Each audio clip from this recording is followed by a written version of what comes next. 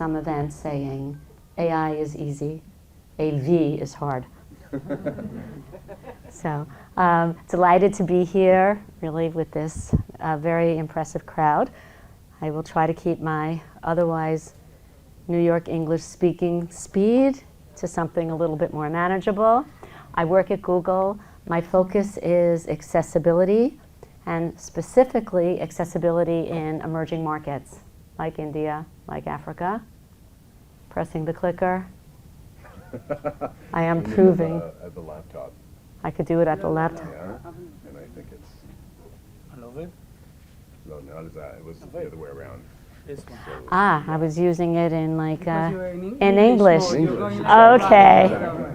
Wait. Welcome to Israel. So. This one. Okay. This is Perfect. back. This is forward. Okay, great. Alrighty. So overall, I'll speak in overall agenda on accessibility and Google's commitment to accessibility. I'll talk about emerging markets like India and Africa as my case in point for responsible AI, and also then tie it all together, responsible AI and disability inclusion, the opportunities, the cautions, and the technologies that can make it happen. So, Google's mission statement. From the beginning, and unlike so many other things in industry, this one hasn't changed. The mission is to organize the world's information and make it universally accessible and useful. I use this all the time. Accessible, it's right there in our mission statement. I don't know that they were necessarily thinking about the accessibility the way I'm thinking about it, but I'll use it. I can say it was right there in our very founding statement to make sure that it works for all, accessible being accessible for people with disabilities. People will sometimes say, as you look around the room, your industry, your university, is this a niche population? Is this a small population, or is this something that we really need to think about? And indeed, the numbers, the statistics suggest that 15 to 20% of the population has a disability. And then there are the rest of us who are, as we say, temporarily abled, because if we live long enough, we will live to have disabilities, and also just in general in life, disabilities emerge. The general categories for disability, the big picture is vision, hearing, mobility, speech disorders, and cognitive. And then under this, there's a whole range of disabilities. Cognitive probably being the largest community, because that includes, this we could think about in our own homes, attention deficit disorders. And Nab and I have been talking a lot about PTSD. All of these fall within the umbrella of disability. Stuttering, migraines. I mean, so there are lots of categories. It's not just I don't see someone in wheelchairs. There's a large category that we need to think about. Now, in emerging markets, going back to the mission statement, making the world's information universally accessible and useful. It's not the world, and it's not universal if you don't include Africa, India, Latin America, the global south. And I checked this because I was challenged at a lecture at HIT this week. 85% of the world's population lives in emerging market countries. And this time I put in the UN.org link that I mean, it seems like an incredible number, right? I mean, of course, so they are reproducing and having many more babies than we are in the West. So clearly, to some extent, it is already the largest population. And accessibility, it's not going to be accessible unless we intentionally make it so. Accessibility doesn't happen by accident. When people say, if I ask, is your product accessible? And they say, I don't know, I hear no. Because if you didn't do anything to make it accessible, it's not going to be. Africa has the youngest population in the world. This is where I do a lot of my focused efforts here. 70% of sub-Saharan Africa is under 30. So this is clearly going to be the population of the future. And then, in terms of disability, there are 80 million Africans with disabilities. That's a United Nations number. Some other points of concern, disabled students, basically only 10% of people, of kids with disabilities get to go to school. I've heard it's similar for India. Unemployment of people with disabilities, 70 to 80%. There is social stigma, which I'll talk about in a bit, marginalization and isolation. So we should not be ignoring this population. It's large, and it has issues that are not easy to address. I'll talk about a couple of them. There's a huge stigma around disability. In Africa, it's seen as witchcraft. It's a curse. It's retribution from the gods. So that doesn't really encourage people to say, how do I help these people advance in society? Connectivity. 40% of the African population accesses the web, compared with over 90%, say, in Europe. And I mentioned education inclusion. Only 10% go to school, and there's a low awareness of the assistive technologies that will help them along. So this is the kind of problem that guarantees you lifelong employment. Lots to be done here. And now bringing this to responsible AI, and how do you start addressing these disparities? Okay, so a lot of the work that we've been doing is in speech recognition. This is a community which is speech first, lots of illiteracy. And so you need to be able to, they need to be able to speak to these applications to get work done, to advance, well, and they need to be able to speak in their languages. And so the Gates Foundation recognizes this, and in terms of bringing AI to the world, they've been very involved, and we've been working with them, and they're very large and generous resources.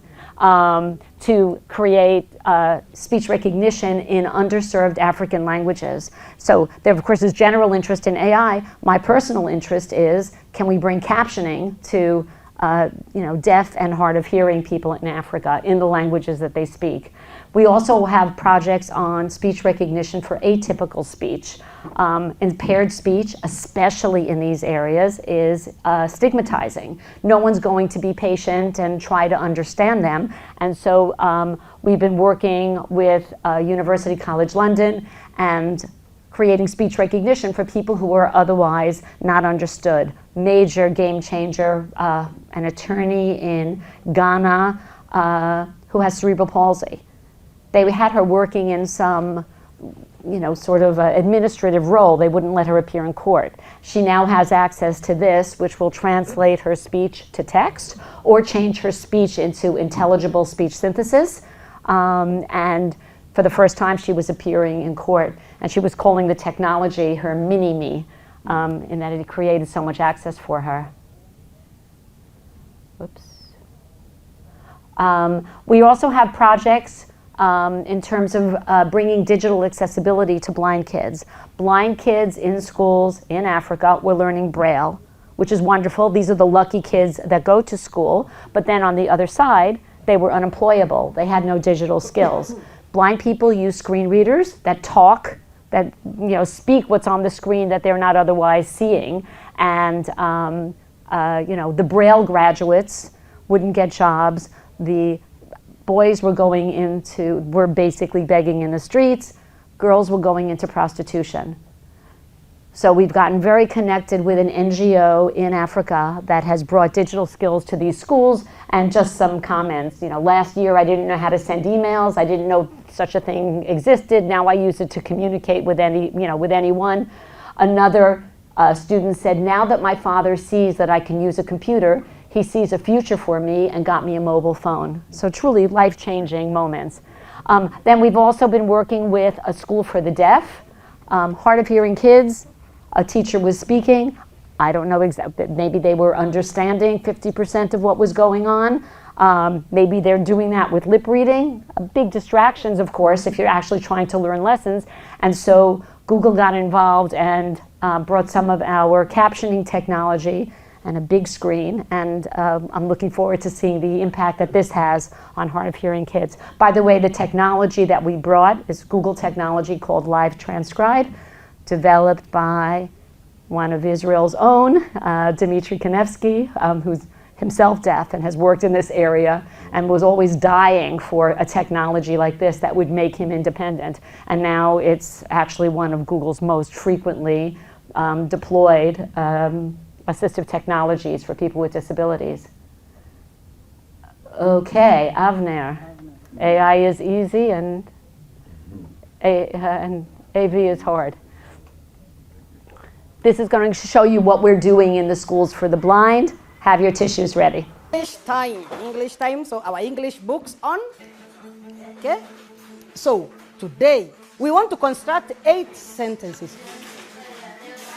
Thika School for the Blind is a visually impaired learning institute which takes care of learners who have got some vision problem. We don't give them any special curriculum. It is the same education. So, the main aim here is to equip them with necessary knowledge, skill, and attitudes that they need in life. In our last lesson, we talked about occupations and jobs people do. Getting Braille books is quite a big challenge. You cannot just go and buy a Braille book. You will not easily find them in the bookshop. Getting information was a very difficult thing. Even reading the newspapers and so forth, it was a challenge because we could not access such information. Very good. One clap for Teddy. Very good. Enable is an non-governmental organization which was started to provide accessible technology to learners who are visually impaired in Kenya. So the new technology is enabling our learners to get more information. What am I holding here? A Chromebook. Yes. Why do you think we have brought in these Chromebooks? To read online. To read online, another use? You are all right. This is a tool that is gonna help you during your classwork. Are we together? Yes. Are we together? Yes. Are we happy? Yes. All right. It has really opened the doors which had been closed. Information which had not been easier to get, we can get it. It has opened the information and taken care of things which we could not get access to before. It really matters to us. It's really a very, very important thing to us. Are we together? Yes. Are we together? Yes. Very good. Now, we are doing almost everything online. It helps us in doing more activities. We are able to get more information through searching. In the books, if I'm looking for something, it takes time, but in the computer, I just type and find it. Whenever the world is moving, everybody to take his or her part to ensure that also people with disability move with the world. People with visual impairment, with the new technology, given the opportunity, they can do very well.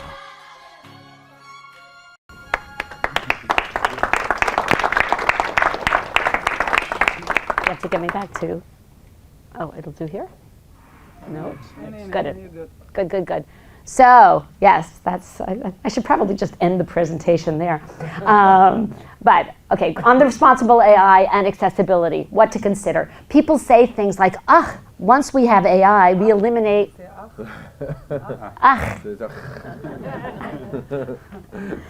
אז אני יכולה תערובת עברית אנגלית.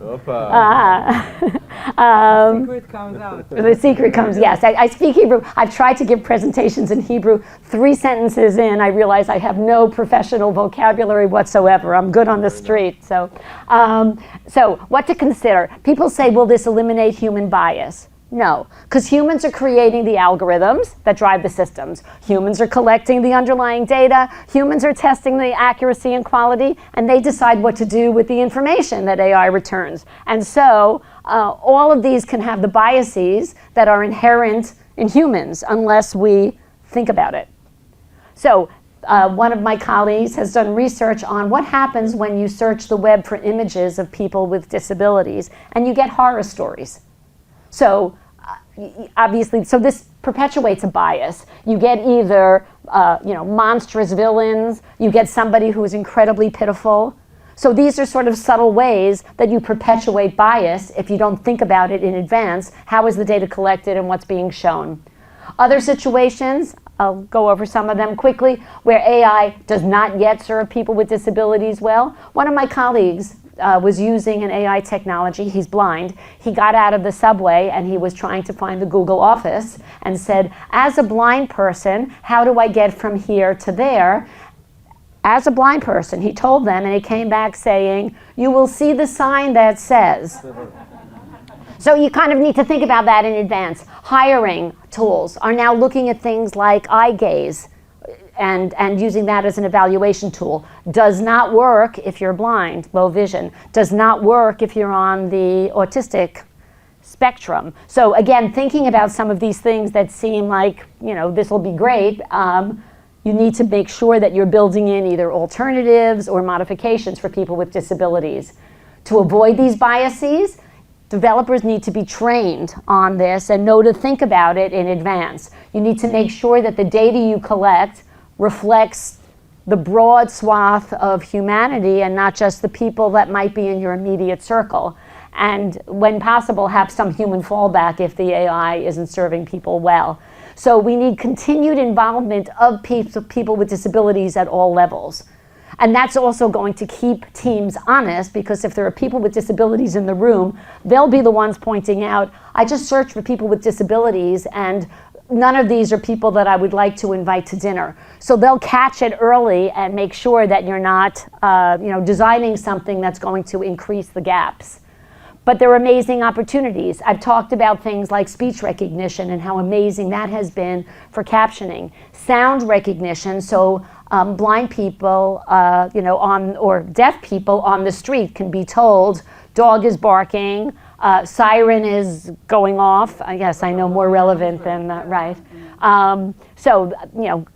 Huge. Language understanding. You can now use AI to summarize and say, take this complex article and reproduce it as though I'm in 5th grade.